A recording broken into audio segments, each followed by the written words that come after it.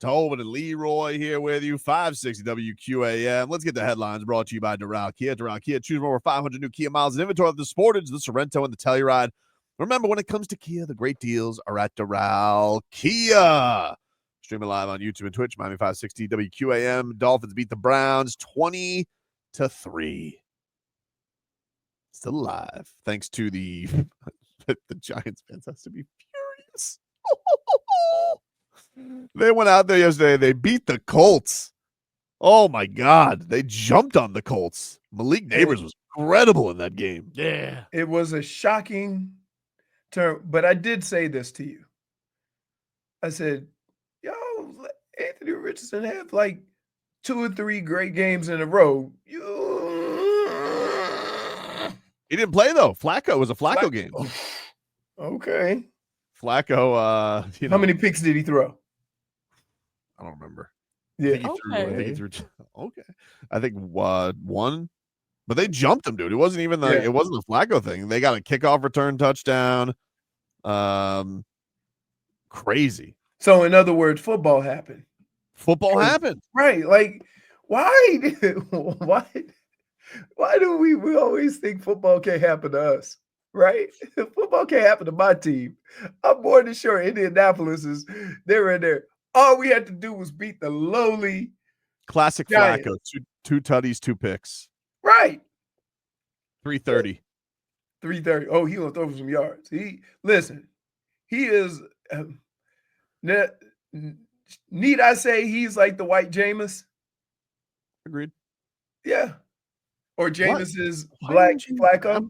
I'm confused though. Like, was Jameis hurt? Why didn't he play? Because he kept throwing it to the other team. I thought they liked him. Yes, until he started throwing it to the other team too much. Like, here's what happens. Jameis will throw for 400. You fall in love with Jameis. The next game, he'll throw for 330, 3 tutties, and 2 picks. You know, I can deal with that. He's still throwing 330 and 3 picks. Then he'll throw for 120 and 4 picks. Man. Like, that, it's for the life of me. Like, Jameis is never going to have the 20 for 22 for 200 yards, which might be required to win a certain game. And that would be the equivalent to a 330-yard game. And I think that's where sometimes Flacco falls for that too, right? One of the things that people underestimate about Patrick Mahomes and about Brady and about a lot of these quarterbacks that are succeeding is that they'll go have a 15 to 20 night for 180 and their team wins by 10 points. And that was a good night because that was the game that needed to be played. You didn't need to throw for 330. You didn't need to force it down the field. And certain quarterbacks can't accept that. Not throwing for 300 looks like a bad game. And throw in there, you're trying to get a job. Flacco's not trying to get a job. So you know when he going in there, he's slinging it. He going out. He's having fun. Right, exactly. But Jameis is trying to get a starting job. So 20 of 25 for 180 he feels it doesn't help him. Menu 631 says gunslinger's gonna sling. Right. Obviously the Giants fans upset because now the Patriots have the number 1 pick, which they don't need a quarterback. I don't know if either one of these quarterbacks is going to get them to move off of Drake May, but if there's anything that we know about the Patriots, if it's still consistent, they'll trade that pick and trade down.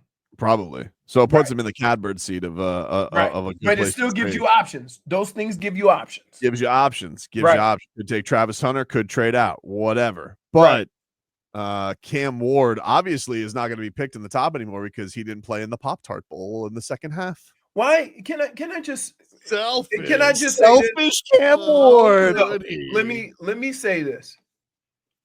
That had the makings of a predetermined agreement. Of course. So before it even started, he says, Cam, you play the first half. We're going to put the young guy in for the second half. Give him some run. Okay? It's the Pop. Keep in mind, everybody's saying Cam couldn't play second half of Pop Tart. But you know what? Next year, when Cam's not here, you're going to appreciate that whoever's the quarterback got an opportunity to play. Do you know how lucky Pop Tart is that he decided to play a half of Pop Tart? Right. It's the Pop Tart Bowl. Right. And people are like, this is why I get annoyed at fans, right? Because they were the same people saying, if Cam didn't play, we'd be fine with that. He's getting ready for the draft. He plays a half. Now they're complaining that he didn't play the whole game. Like, you can't win with that. And I was like, when he didn't play the second half, I was like, well, because I missed my flight. Mm-hmm. Oh, which is, let me tell you, dude. Mine is a gamble, dude. So anyway, I'll get to that later. But the fact that he played and the final score ended up being 41-42. By the way, at any point in time, in any of these games that Cam Ward was throwing for 1,000,000 yards, the defense, feel free to stop somebody. One time, anytime. One time, anytime. Pick a time. There was 42 points scored in the first quarter. I'm just asking one time, can you guys just pick Cam Ward up and not give up against Right. like he basically he spotted you 3 touchdowns, you yacked all over yourself. He spots you 31 points, you're like, not enough. Right. And like, and the answers, the thing I'm hearing this week is Cam Ward should have played the whole game. He should have either not played or he should have played the whole game. And people are mad because he passed some record. He passed Case Keenum's all Division I record of touchdown passes. And I'm like, are you Case Keenum? Who cares? Like, is Case Keenum gonna roll up? Like, who was that dude at the trophy at the autograph ceremony to Brett? You hurt me, Cam. Oh, you hurt me. Oh, Mark Gastineau? Yeah, Gastineau showing up to Brett Favre. He's like, you hurt me, Brett. Like, am I going to see Case Keenum years from now at an autograph sign be like, why did you only play? Why did you only break my record by 1, Cam? Here's the incredible thing about that. That for years, when we talk about that, they're going to say Cam Ward, Miami quarterback. Yeah. So it has to be like, I really am honest. Like, when I was seeing this all over Twitter, I'm thinking to myself, this has to just be people just either having a take just because you got to have a take or gambling. That's the only way anybody could legitimately be upset. Like, there's no Hurricanes fan who's mad about this. I've never seen a Hurricanes fan who's real. Like, the Hurricanes fans who traveled to Orlando and shout out to them, they're like, we got to see Cam one more time. But like, you cannot legitimately be a Hurricanes fan and be like, how could he not snap our bowlish streak? We didn't win the Golden Toaster. Right.